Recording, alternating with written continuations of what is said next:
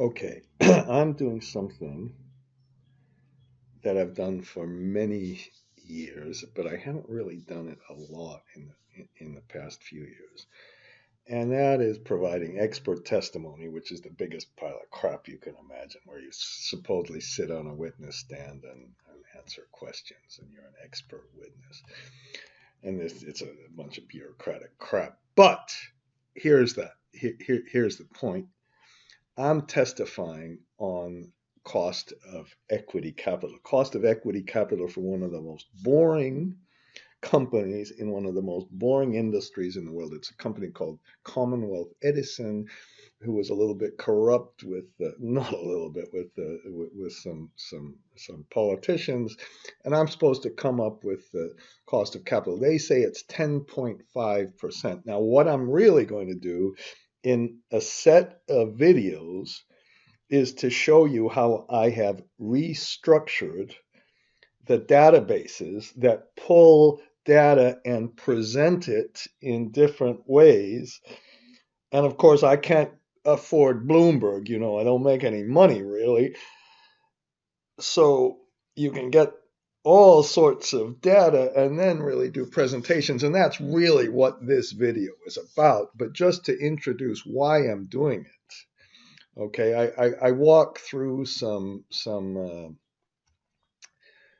uh, uh, some introductions, and then I say, look, before you get into the CAPM, before you get into another approach that some people call the discounted cash flow approach, where you basically mimic how a company is going to make a valuation, how an analyst rather is going to make a valuation. You say, okay, they're going to have a terminal growth rate. They're going to have 5 years of what somebody, Yahoo Finance or somebody says is the cash flow, and then you back into the cost of capital with a kind of a goal seek. That's a DCF method. But before we do that, there's a philosopher named Popper who lives close to my uncle somewhere around Croydon in English. He's dead now, but he said, look, if you can disprove something, take away all your stupid theories of the CAPM, take it all, see if you can disprove it, and then the theory's wrong. So, of course, you can easily go after the CAPM. We all know that, and what the equity market risk premium is and what the beta is. I'm going to go through all that and show you how these betas get distorted and manipulated in remarkable ways. Okay, but the first step for me in doing an analysis of what's the true cost of capital is to use this idea, and here's the way I suggest doing the idea, that the price to book ratio, if the price to book ratio is equal to 1, then the return on equity is equal to the cost of capital. Now, if the return on equity fluctuates all over the place and the projected amounts are crazy compared to the historic amounts, well, you can't really do that. But if the return on equity is flat, you can use a simple growth rate. You can use the simple dividend discount analysis. Cash flow in period 1 divided by cost of capital minus the growth rate is the value of a company. Then you can understand that the growth rate is how much you retain of your income multiplied by what your return is. And then you can back into things. These are so easy to prove, these little formulas, and you can get the value to the book value, or the price to the book, or I call it market to book sometimes, is equal to ROE minus G divided by K minus G. If G is 2 and ROE is 10 and K is 10, then if the ROE is equal to the K, then this number will always be 1, unless you get K and ROE being exactly the same thing. Then we divide by 0. But on all other cases, it's equal to 1. And then I've made so many times, I've made those little scenarios where we put it into a model, and we make a model for 200 years. I'm not even going to open that. You can read. I'm putting my a testimony on a website. I don't know if I should really do that before it's finally due, but I might.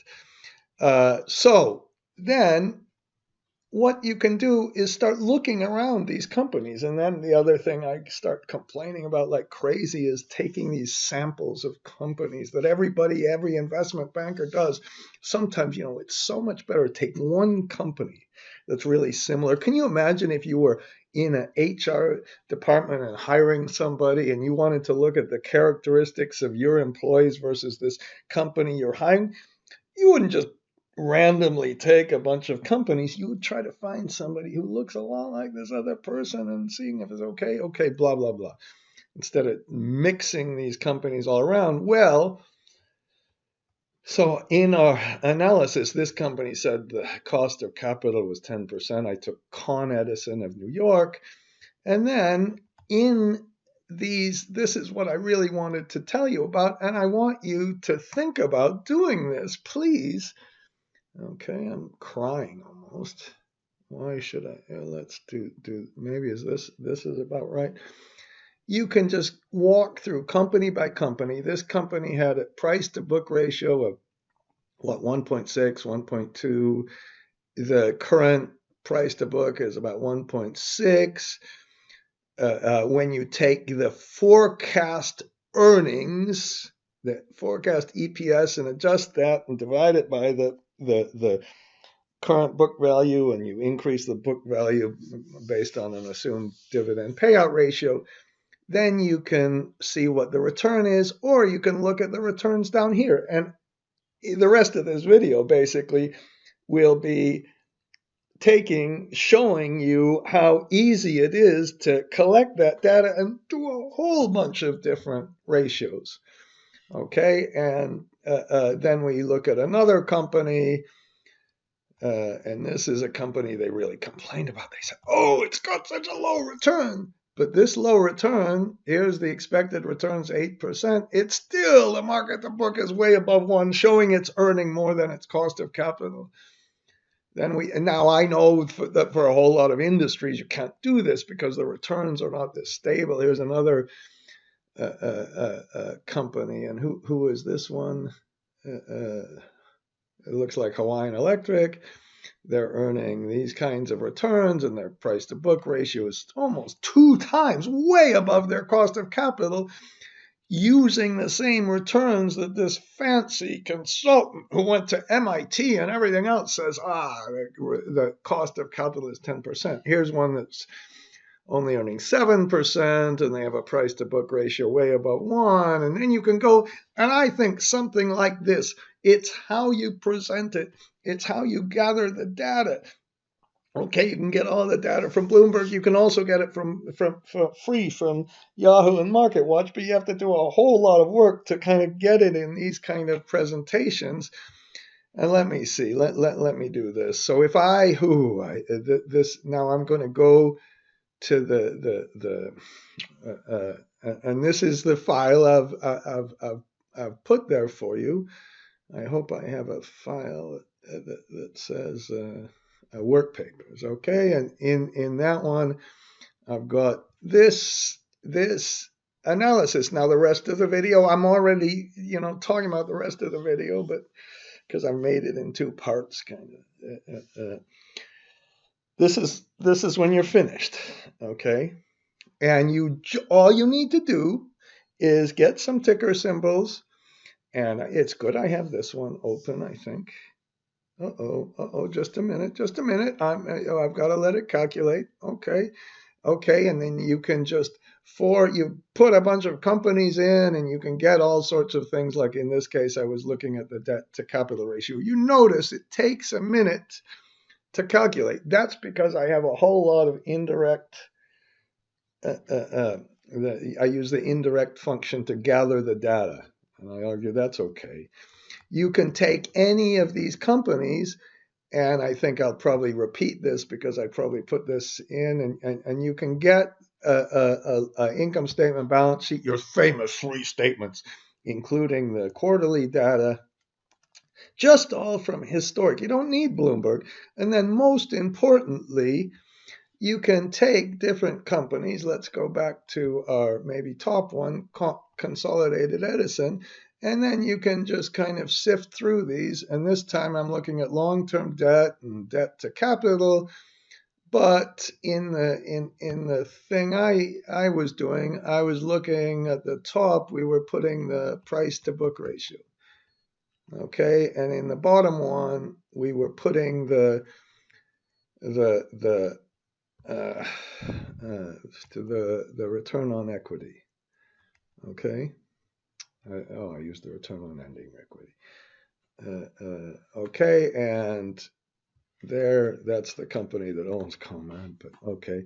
So then we can start just sifting through these companies, and then we can look at what happens to these companies on a quarterly basis. And it looks like on the top, if you, for some reason, one of these, I go crazy with these stupid graphs and the quarterly graphs and all that, but if you wanted to put call the label a number instead of a percent, that's the simplest macro you could make, just that says, okay, well, change the scale. But the point is presenting things and presenting all the kind of key data in your own way once you've gathered the data.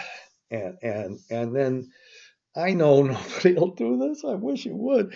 You can see how I've extracted the data, put it into a couple of different sheets, and then took that data and make some presentations out of it. So I'm going to stop here with the introduction, and the rest of the video will walk through how it's done mechanically.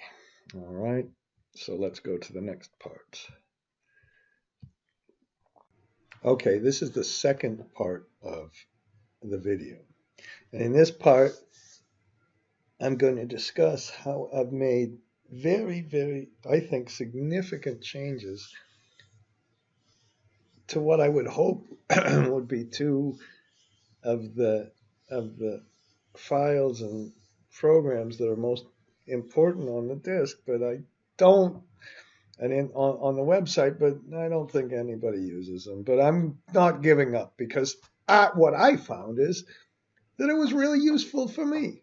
And maybe now Bloomberg is getting you all addicted, kind of like McDonald's gets these children addicted to Happy Meals. When you're in university, you're supposed to use Bloomberg, so you get used to it, and you need a terminal for God knows how many thousands of dollars and all that. Good, fine. You can still use it, but I think this still, even if you have Bloomberg, might be helpful. So the changes I have made now to the two big files, one of the file, and I'm not going through this right yet, is this file that I call comprehensive stock analysis. And that one, I am insistent on that you have a very flexible way to compute betas themselves, to look at IRRs over different periods, to look at trends in volatility and trends in betas, to combine economic statistics with stock prices to compute returns in real terms and in nominal terms, to compute all sorts of IRRs on different stocks.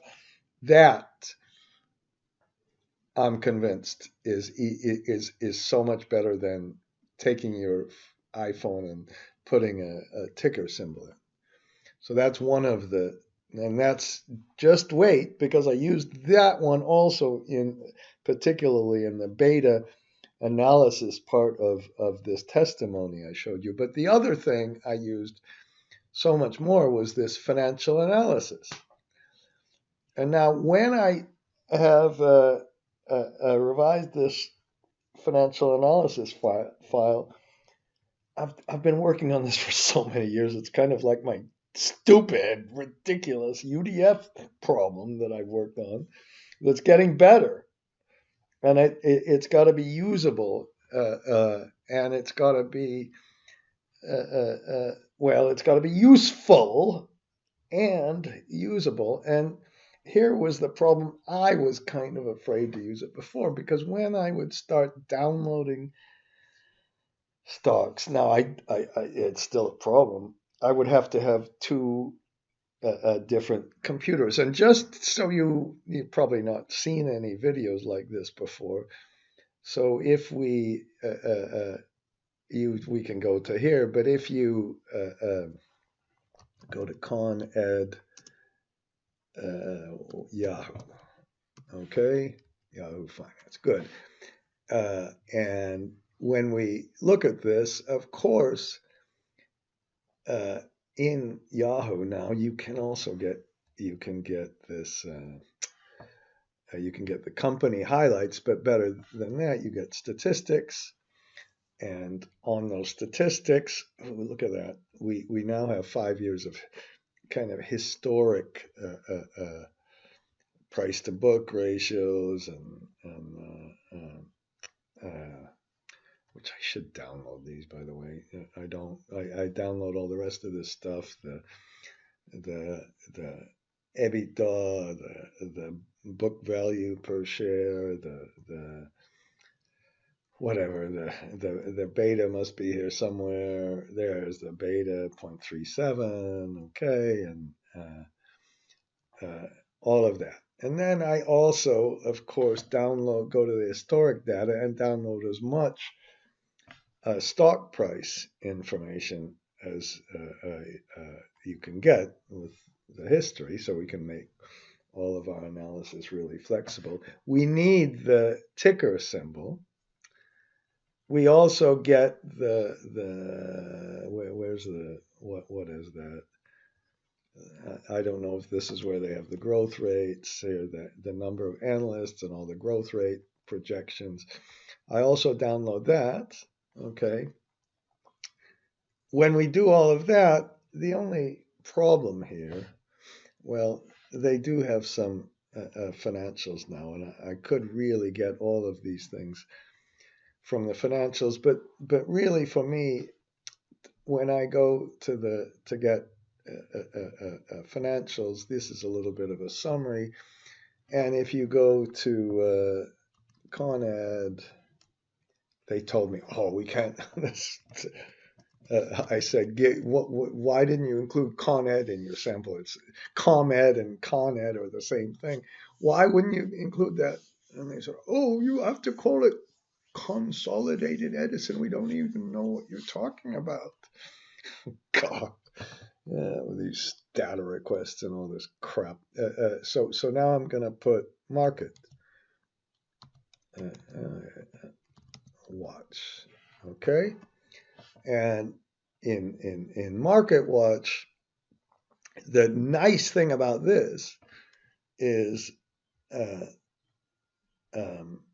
well, you can get this for companies all around the world. They also have some, overview that I download this kind of data on, and then you go to the financials, and I don't know, maybe the Yahoo financials are the same. I'm kind of, they have a pretty detailed income statement, balance sheet, and notice when I'm doing all these are all downloadable. You get a mess. You get all the advertisements and all that, but they're all downloadable. And I use this workbooks.open method that I learned decades ago. I'm embarrassed to say. Maybe there's a faster way to do that. I haven't been totally convinced. I've tried different ways.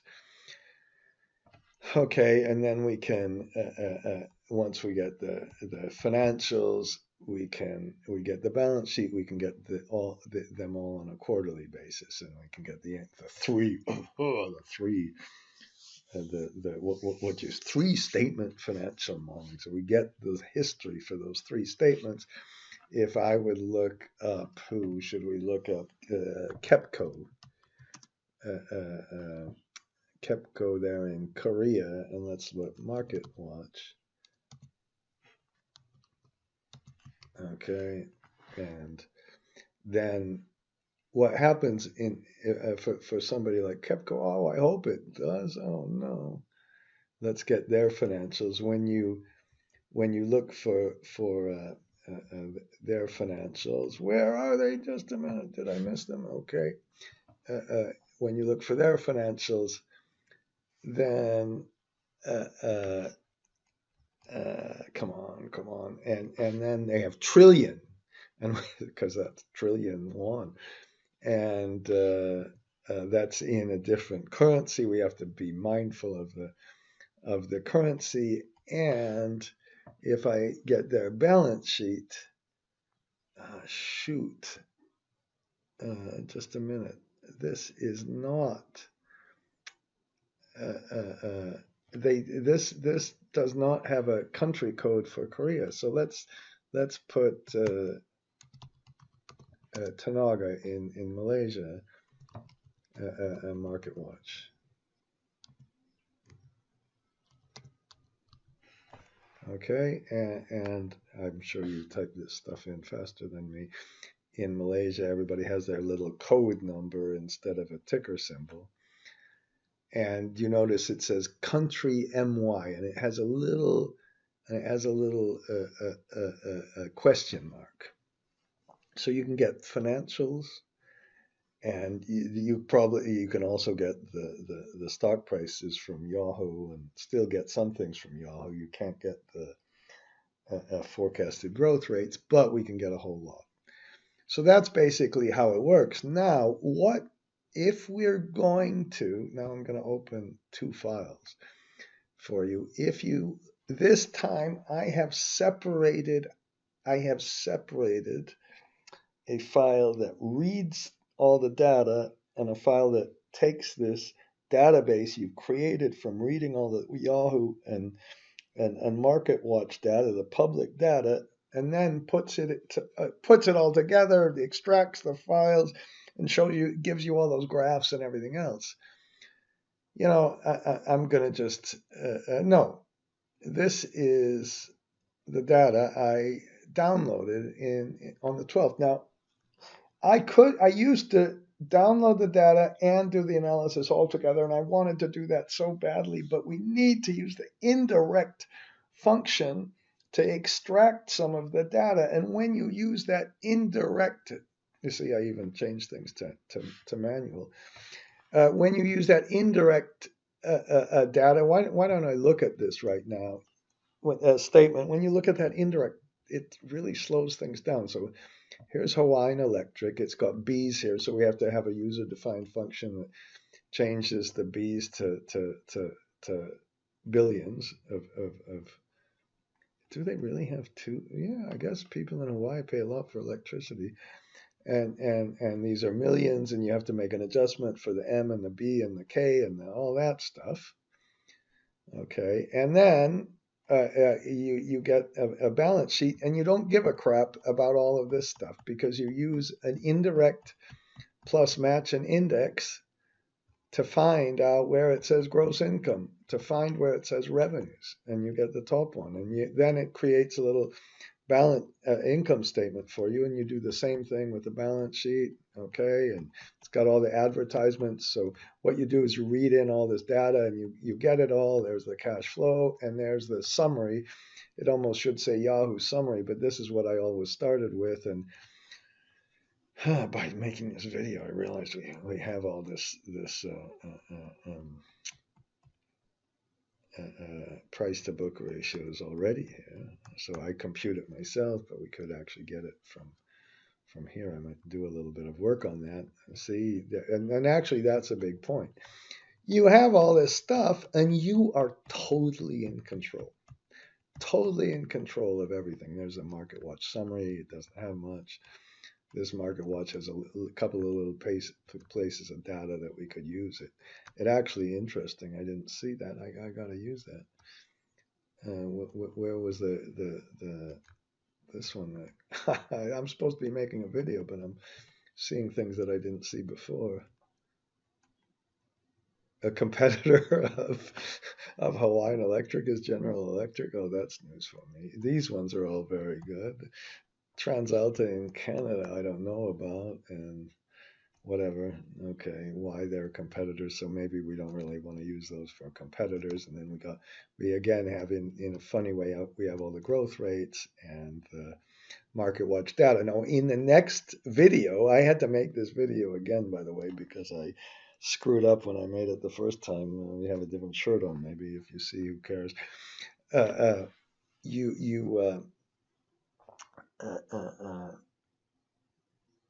I really had a thought, and I just lost it. I wanted to say when you put all the data together, and then you can get your analysis, and you can see how you read in. You use the match and index and indirect, which I've already mentioned. Now in this file, what we do is we create a database, and right now we have a database that has all these companies. But if I had to make this database again, what I would do is first clear the data. So you just clear the data and you can look at that macro. The other thing, this is totally transparent. You can just see exactly how things work, and it's not so complicated. What you do is you go to this break sheet, and we only have the menu sheet and a break sheet, and so we don't have anything to slow us down other than the data itself. And if you really study what makes spreadsheets slow, it's a lot of formulas. And what makes spreadsheets big is a lot of formulas. And some formulas, like indirect, are worse than others. It's old wives' tales that think you can't use the whole line and all that stuff for lookup. And I don't know how much different lookup is than index and all that. Some things like sum if, when you use it a little recursively, apparently my friend told me that slows things down a little, but you can make the tests. I argue to test this crap out. Okay. Then now what you do is you get the ticker symbols from MarketWatch, and you get the ticker symbols from Yahoo. Maybe I should have put them next to each other. Sorry, I've made this over the years. There's some things that I still have to move around and do a little better job at. And then you have a sheet name, which right now is just the ticker symbol name. Okay, I suppose you could put whatever name in you want, but it's just the name of the company. And then once you do this, you also, if you're reading from a different company, if you country, can you see really careful? I need a little space. Because we're going to convert all of these ticker symbols into URLs. We're going to convert them into the URL for the MarketWatch. We're going to convert them into the URL for this is if you want to read a bunch of economic data for the Yahoo. Okay? And we're going to read in the income statement, balance sheet, and all that stuff. And these are the things we need in. We're going to create these little things, parts of the URL, really. Okay? Hope I explained that okay. And I've really structured it so you could read 30 companies. Maybe you want to read a lot more. Well, then you'd have to do it twice. Sorry about that. Okay? That's the way I made it. And, once you start reading in a whole lot, it starts getting a little bit slower and all that. So that's my excuse right now. Okay, I think that's enough of the introduction. You could just read one, of course, and you could just delete all of this stuff down here, just delete it all, and just read one and see how it works. And that's almost what I would suggest. But right now, I'm just going to show you how it works if we read them all in. Okay, now the first thing is I'm pressing F12 to save this, so maybe I'll save this to be today. It's the 28th, so when I made it last time, I think I made it a little while ago. Okay, and we can see how things change. And then, after we clear the data, you can press this thing that reads the financials. That reads from MarketWatch and Yahoo. And when you do that now, this time I changed things around a little to put our little user forms, which can be very effective. So we could either, it says we're going from 1 to 30. Now, if we made a mistake, I'm going to say stop the program. So we can stop it. If I put 15 in here, it would only read the first 15. I could go from 16 to 30 if I wanted. So we have to be careful with that one. And so we're checking things. So it says 1 to 30. That's okay. Let's continue. And then here's what I found. I found that if you make a mistake in the ticker symbol a little bit, or this company, there's something odd about this company, a lot of other things happen, well, if you just read an income statement, you can get the projection of earnings per share, projection of revenues, projection of operating margin, or projection, historic data. I'm sorry, the data for all these companies. And then you can get a good idea if this thing is really working or not. And then, because it takes a long time to read all of the data, you can try it with a test mode, and after that, read all the data. Let's run it in test mode, okay? And now here's the problem, okay? Well, I'll run it, okay? And it says you're running in test mode. Are you sure? Yeah. And then it goes through and goes to the internet. That's what I wanted to say. And it gets the income statement for the first company. And then it's getting the income statement for the second company. And I've got to fix that seconds for this URL. That thing has to be fixed a little bit. And we can see how long it takes. Now, for these companies, we're going to read the income statement, balance sheet, cash flow statement, Yahoo, summary, Market Watch summary. No, we're not going to read Yahoo prices right now. And then we're going to go and read all those statements on a quarterly basis.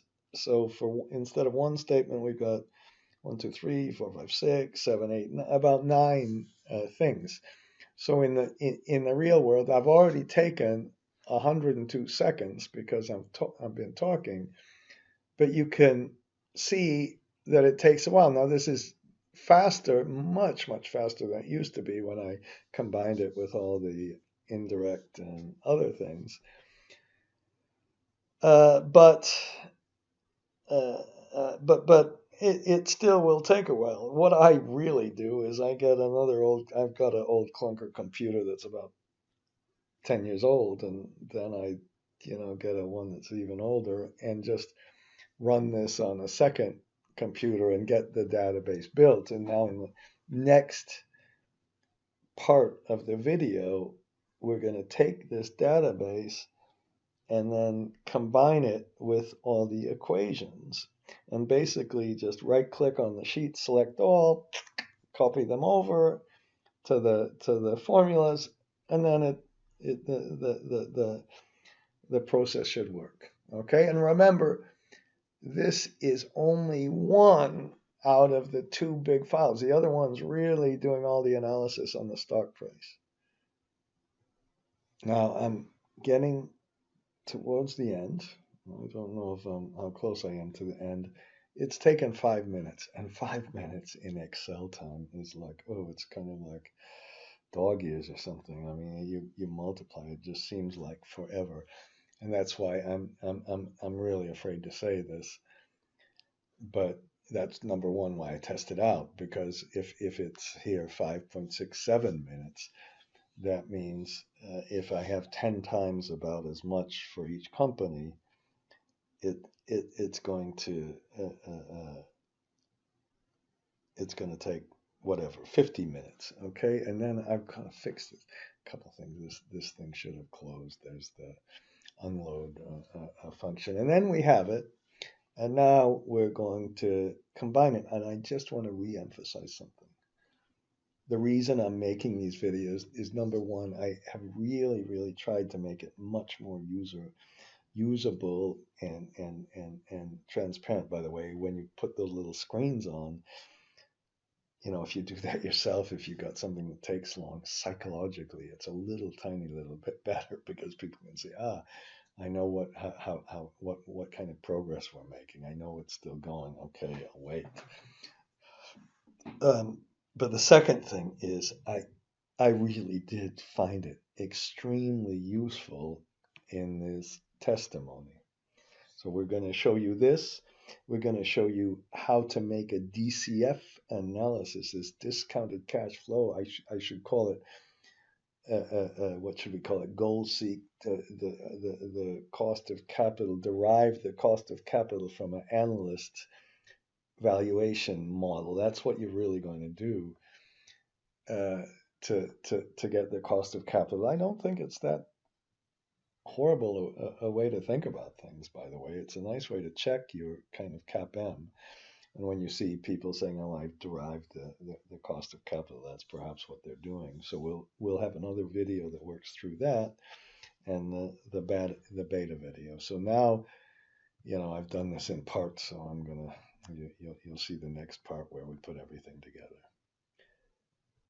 Now, after you've read in the data, okay, I've read in the data for 30 companies. You can go and look at each company. So, for example, we can go to this Hawaiian Electric, and because there are so many companies, again, if you want to see how to do some of this, you can, and I'm trying to see. So if I would like right now, it says Hawaiian Electric, and if I change this, and I think let's put the second company in, and I've said, okay, let's get the hyperlinks for this company, then there's a tiny little macro. You can look at this, but it just writes out the name of the company, and then you can go directly to them. Oops, oh no, what did I do there? Okay, so this one worked, and then we can go back to the menu sheet. I guess I got to fix that one thing. So there's continual maintenance on this, and I'm not gonna worry about it right now. Now, in order to really analyze the companies, we want to get PE ratios, we want to get price to book ratios, we want to evaluate whatever EV to EBITDA ratios, and then to do that we need the stock prices. So the second step is to just press this one and get the stock prices. And to get the stock prices, we go to finance.yahoo.com, which I think is great because they not only have the stock prices, they have those adjusted prices for the dividends. So let me just pause this for. So this time it's reading the stock prices. I just had to wait for just a moment. And on the bottom here, instead of making that other form, which I like so much, I left it where it's just saying reading number 5. It gives you the URL that it uses to read the data. I've got a whole lot of videos somewhere on how to use either the workbooks.open method, which I use, or the web request method that I kind of borrowed from somebody who sent me an email, which turned out to be really helpful. So right now it's reading all the stock prices, and I'm going to just pause the video again and wait until it's finished. Now, once you've done that, you can see that I actually use for the sheet name, I use the same. If you look, I use the Market Watch name.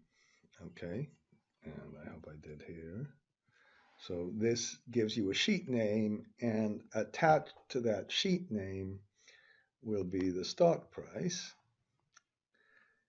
And then we just have to take those stock prices. So let's look at Otter Tail Power. Very important company, I'm sure. Let's look at their stock price. I just get all the stock prices I can get. That's the simplest way I find to get to download from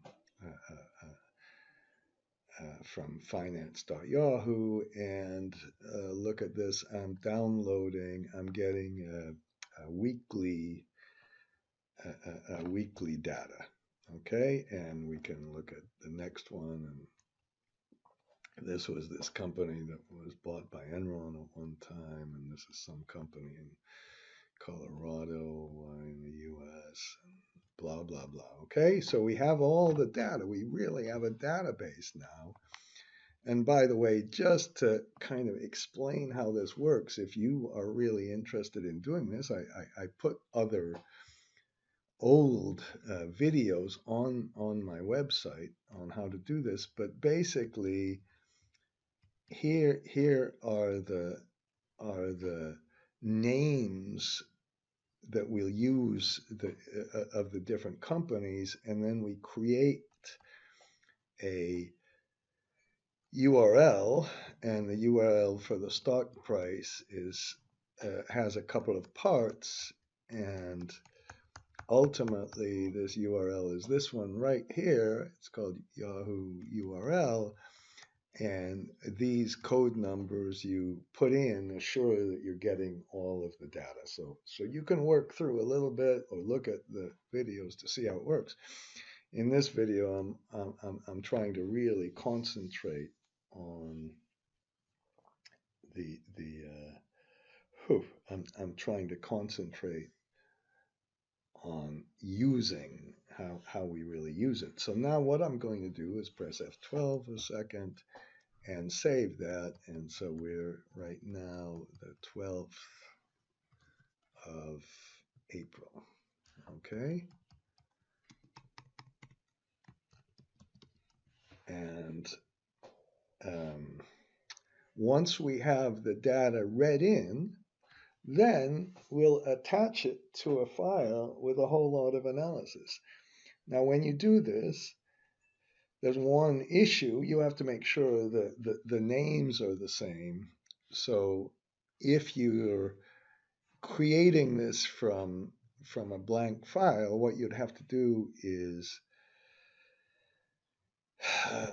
just a minute while it saves, you'd have to essentially copy these names, copy all of this stuff in this little section down to number 30. You'd have to copy this into a file that reads the analysis. And what we'll do, I promise, sometimes I forget to put this stuff on my website, but then we'll go back. So this is chapter 1. If you asked for all that detail of all the files, and then you go to folder number H here, and there's excuse me, there's the comprehensive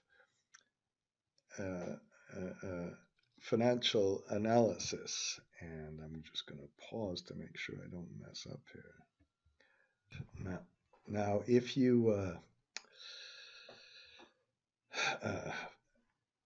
have ordered the excuse me, the data, the resources, I put a whole bunch of examples here. Some just airline companies, mining companies. I guess I have 2 examples: the airlines, insurance companies, which I haven't done for a while. Yieldco, these special companies that owned renewable plants. India companies, Pakistan companies, Dow stocks, blah, blah, blah. Utility companies that I'm working on right now. You can get ticker symbols for that, or better yet, you get them yourself, which is kind of a pain. We all know that. Well, you don't know that unless you've tried. And then I have a blank template. And in this blank template that I've already got open right now, it's called Financial Analysis Template. And right now, it's got some data in it, okay?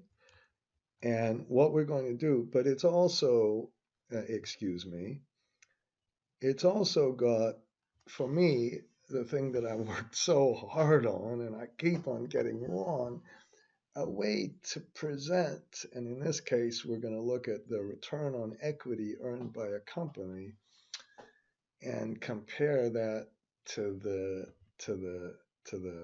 market to book ratio, or to the price to book ratio, and then we can look at items on a quarterly basis.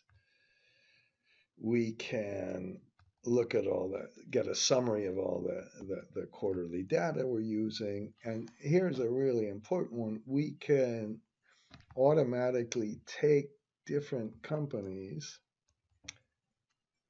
and get all the annual data and then get all the quarterly data and immediately have a way to put together a financial model. And even in this model, I even go down and put some statistics like the working capital statistics. So basically, you've got a way to completely start your model and create your own assumptions. And then these sheets, you can kind of look at these yourself. They go through, and this is what really slows things down. If you can see, there's an indirect statement, and that indirect statement, I that's what that slows Excel down. That's all I can say. No question about it. No way to get around it. And it pulls data from another sheet. So this time we're pulling data from the income statement sheet or some of the other sheets. And then the same thing happens here where we put all the stuff related to the equity. And then eventually, ooh, just a minute. We pull all the data related to the stock prices. We pull all the data related to the summaries for Yahoo and the growth rates and everything else from Yahoo and from MarketWatch. Okay, and then we can put that together with some economic variables that I get from the Federal Reserve data. And finally, you can do kind of your own little analysis, however you want to do it. In this case, I'm trying to do some analysis on evaluating the cost of capital, but if you want to evaluate things like the price to book ratio, you want to do regressions, all the data is here, and the data should be structured and should be easy to use for yourself, but most importantly, for me really is you can start to look for different statistics. What should we look? CapEx to depreciation. Where's some trailing price to earnings ratio, something like that. Oops, and this has got a label that's a number. So you can just get all of these statistics, look at them, and look at different companies. That's for me the real power. That's the real power of everything. So let's show you how to do this.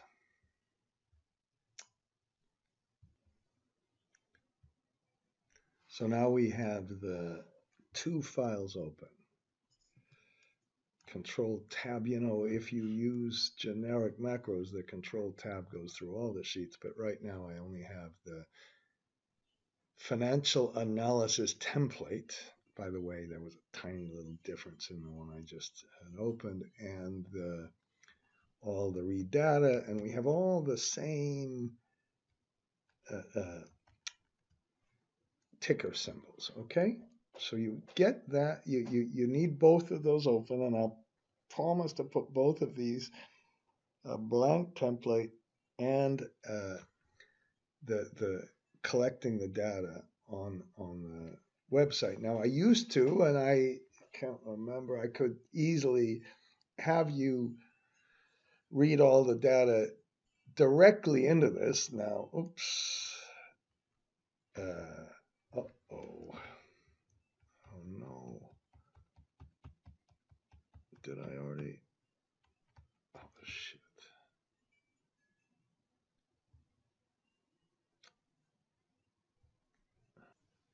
Okay, so now we have two sheets open. I hope I do. This is our template, a read data file that has all our new data and our template. Now, what happens is if you work on this,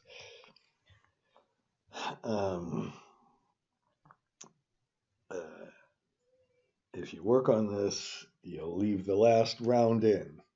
I can't remember if I've already deleted these files. It doesn't even matter if I have or not. yes, we have all this stuff in it. So then you just the first thing you got to do is clear the data sheets, and it says okay, it's going to go clear the data sheets. You can see if you in these message boxes if you put a yes no. Yes is always 6. It took me years to remember that. Okay, and then we're going to clear all the data out. Ah, shit. Okay, I thought I had fixed this and I hadn't. Okay, I deleted this sheet. Sorry about that. Let's do that again. That's how fast it'll take to do it. Let's clear the data sheet. See, I'm leaving these errors in. I'm fixing this as I go along. Okay. Uh, I'm not going to even explain why that occurred.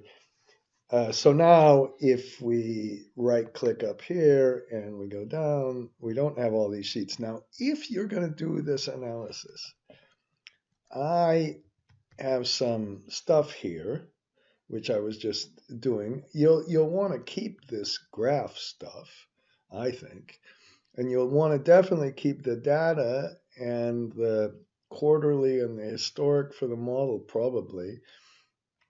And then the data extract and the data getting from the stocks and probably the economic variables, certainly those, and the equity analysis, then EBITDA analysis, trend analysis. Yes, you want all that. But then you get into all these things where I tried different cost of equity, tried different analysis. Those could all be deleted.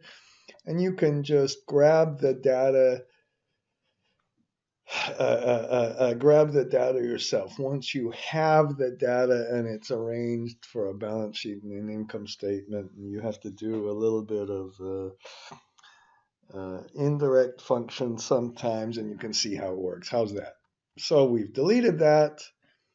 And then, of course, I say of course, what we're going to do is just put all that data we just brought in. And I know it's a little bit of a pain, but how about we just right click and select all the sheets, and then, whoops, can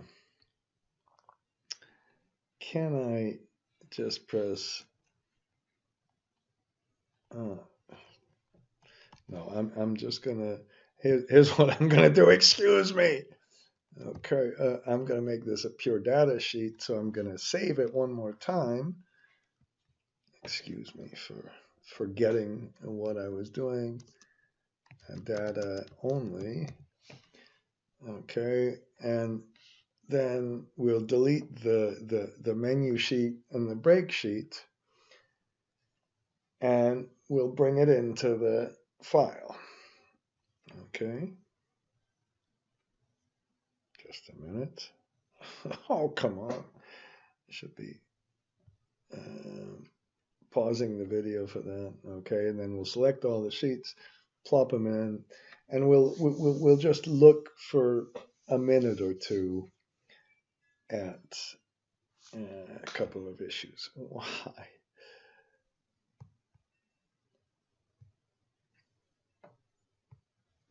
Okay, so let's Alt-E-L, Alt-E-L, right click, select all the sheets, Alt-M, no, Alt-E-M, and let's go to the other sheet and go down and move them to the end, and just in case, I'll go ahead and create a copy. Okay, and I'm gonna pause the thing for just a minute. It might take just maybe a minute to do that. Now, so we copied the sheets, and now we're back into the file, and I have selected the price to book ratio on the top, and I've selected the return on equity over here, and we've got all these statistics about what people think the growth rate will be, and I'm going to use this and show you how to make a little discounted cash flow analysis in a few minutes. But for now, we can just kind of cycle through different companies And my proposition, the people I'm fighting with, and I think they're ridiculous, they're saying the cost of equity for this Commonwealth Edison company, this boring utility company, is 10.5%. Well, this company has a 10.9% and a 10.5, a little bit here, and their price to book is 2 times. And the theory that there's a different video and will suggest, well, okay, well, when the price to book is 1, the cost of capital equals the return. This company had a bad rate. People were so bad. I think they're good, actually. Here's what people think the forward returns are going to be, and the return on the return on equity is the market to book is still above 1. Let's skip through this one. That's the parent of the one. For me, this is a big one. This shows when the returns were whatever 8%, we're still well above the cost of capital. So you can just cycle through things like this. And if for some reason you want to look at the stock price, you can look at that. And again, you just change the thing to a fixed. And I keep changing this. Okay, so what? Here's the trend in the EBIT. Here's the whatever. Where's my return on invested capital? That's a percent. So you can just look at all these different statistics, try to compare them, look at this on a annual or a quarterly basis. Whoops. I can't, my stupid control key, my computer is such really falling apart. I should get one of these bigger ones, but here's I put the annual and the quarterly together. You can go and extract the data, see how the data is all extracted, and it's remarkable to me that you can do all of this stuff. You can do all of this stuff, and it's all in Excel with a little bit of VBA. Okay, maybe some new chat GP, whatever it is, can automatically do it. Okay, maybe, okay, I don't know. We'll see. But there it is. Okay, and that's the big one. Of course, and now I'm wasting time again. But this now we have the history, and sometimes it's presented a little differently by MarketWatch. But here's the history, and then the quarter by quarter stuff, and you can use all of this to then copy and paste it to Excel and start all your corporate models. So I've done a lot of work on this. I think the most painful part is getting ticker symbols and then having the time and the patience to read this. And when I read it, okay, it took 40 minutes or something. That's really how long it takes to read, but it's reasonable. It's not maybe for you not reasonable if you have Bloomberg or something, but it's okay. With a little patience, I use it on a second computer, and it illustrates kind of what you can really do yourself, and you can look at some of the macros and all of that. Now I'm gonna be making many other videos on this and related subjects because I'm fighting this cost of capital, and you probably don't believe kind of what my propositions are. They always arguing for a relatively low cost of capital, even if you want a high return. And that's it. Okay, enough of this video.